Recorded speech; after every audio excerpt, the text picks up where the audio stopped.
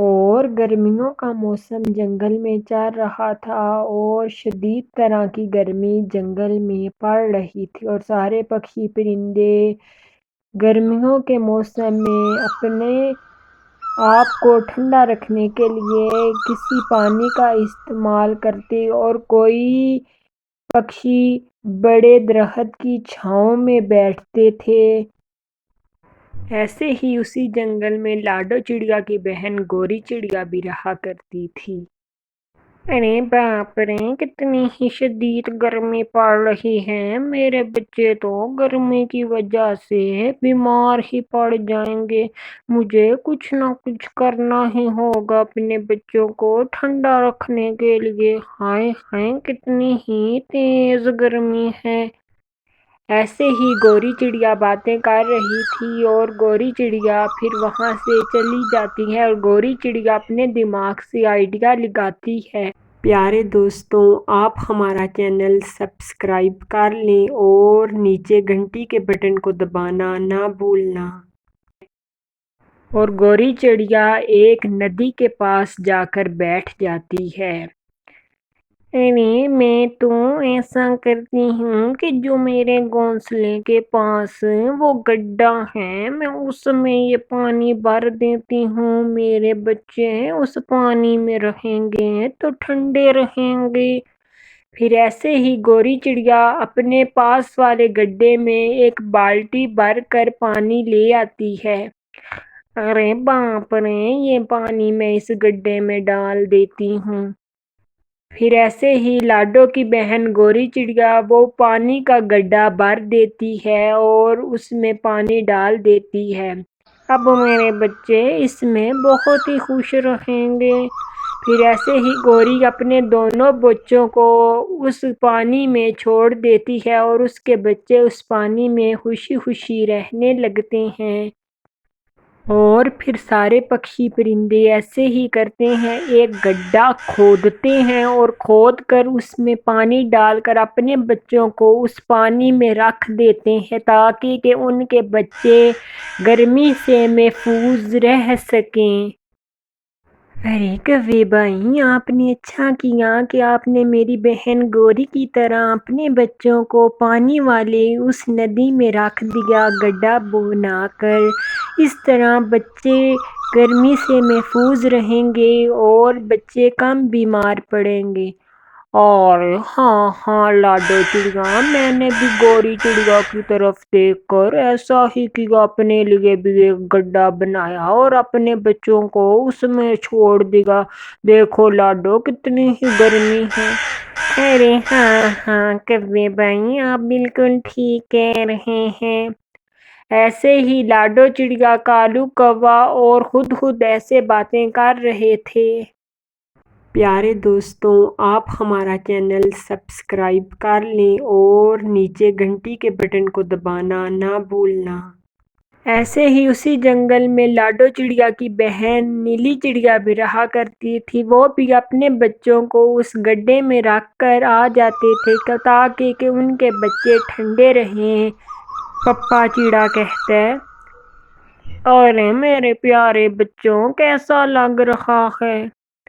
ارے ہاں، ان کو تو اچھا ہی لگے گا، ان کا تو کام ہے کہ ہر ٹائم مستی ہی کرنا۔ مما چڑیا ایسا کہتی ہے۔ ارے چلیں، اب گھر چلیں، رات ہونے والی ہے۔ ارے ٹھیک ہے نیلی چڑیا، چلو ہم گھر چلتے ہیں۔ پھر اسی طرح مما چڑیا کا پورا پریوار گھر کی طرف روانہ ہو جاتا ہے۔ شام ہو گئی تھی۔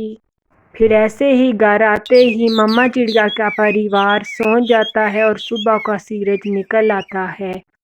ارے نیلی، آج تو ہم اناج کچھ زیادہ ہی اکٹھا کریں گے۔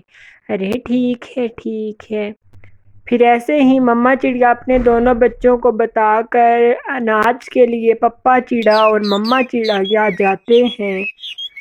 پپا چڑیا اور مما چڑیا خوب کھوج کے مطابق جنگل سے باہر جاتے ہیں اناج اکٹھا کرنے کے لیے۔ ان کو کہیں اناج کے دانے دکھتے ہیں اور مما چڑیا اور پپا چڑیا ان اناج کے دانوں کے اوپر بیٹھتے ہیں۔ ارے ارے وہ دیکھیں کوئی آ رہا ہے انسان، ہمیں جلدی سے اناج کے دانے یہاں سے لینے ہوں گے۔ ارے ہاں ہاں ہاں، ہمیں ادھر سے اناج جلدی لے کر جانا ہوگا۔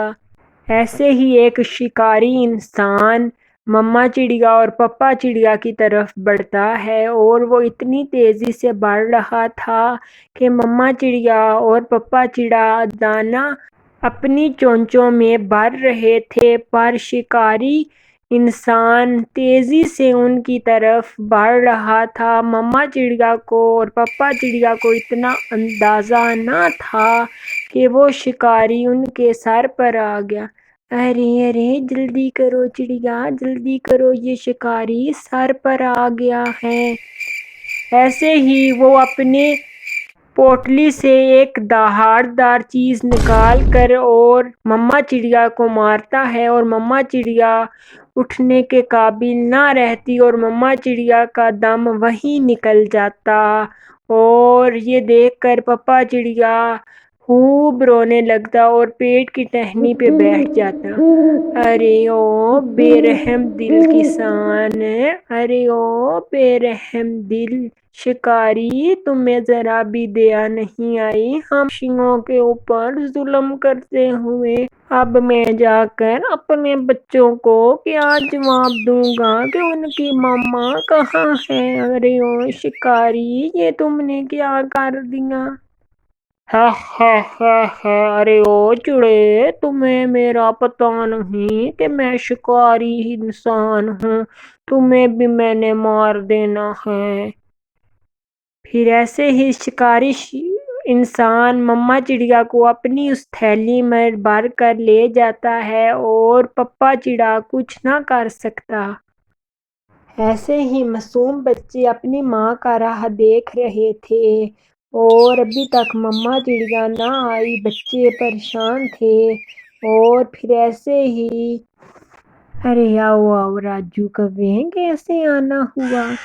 ارے ارے کیا بتاؤں، آنٹی کی موت ہو گئی ہے، مجھے پپا نے بتایا ہے کہ تمہاری ماں نہیں رہی دنیا میں۔ ایسے ہی کالو کوے کا چھوٹا بیٹا راجو کوو چڑیا کے ایک بچے کو بتاتا ہے کہ اس کی ماں وہاں نہیں رہی، اور وہ روتا روتا گھر جاتا ہے۔ ایسے ہی پھر لاڈو کو اپنی بہن کا پتہ چلتا ہے، تو لاڈو چڑیا اپنے آپ کو نہ سنبھال سکتی تھی۔ ارے ارے سورج کے پاپا، یہ دیکھیں کیا ہو گیا، میری بہن نیلی کے ساتھ آئے، اس کی دونوں بچے کیسے رہیں گے؟ ماں کا سایہ سر سے چلا گیا، ہائے ہائے پھوٹی قسمت بچوں کی، ابھی بچے اڑنے کے قابل نہیں ہیں۔ ارے ہاں ہاں لاڈو، دیکھو کیا ہو گیا، بچوں کو ماں کا سایہ چلا گیا، ہائے ہائے بچے اب پپا کے سہارے کیسے رہیں گے؟ ارے ہاں ہاں سورج کی پپا، ماں تو ماں ہوتی ہے۔ ایسے ہی پھر دن اور راتیں گزرتی رہی۔ پھر ایسے ہی نیلی کی دونوں بیٹیاں جوان ہو گئی تھی۔ ارے ارے ماما دیکھو، ہم اب بڑی ہو گئی ہیں، پر آپ کا دکھ ہمیں ہمیشہ رہے گا، اور ہم آپ کے بنا ہمیشہ ادھوری رہیں گی۔ نیلی چڑیا کی بڑی بیٹی ایسا کہتی ہے۔ پیارے دوستوں، اس کہانی سے ہمیں یہ سیکھ ملتی ہے کہ ہمیں کبھی بھی کسی کو بھی نقصان نہیں پہنچانا چاہیے۔ اگر ہم اپنی خوشی کے لیے شکار کرتے ہیں تو ان پکشیوں کو بھی حق ہے کہ یہ بھی اپنی خوشیاں اور اپنی زندگیاں جئیں۔ اس لیے ہمیں کبھی بھی کسی کو بھی دکھ اور نقصان اور تکلیف نہیں دینی چاہیے۔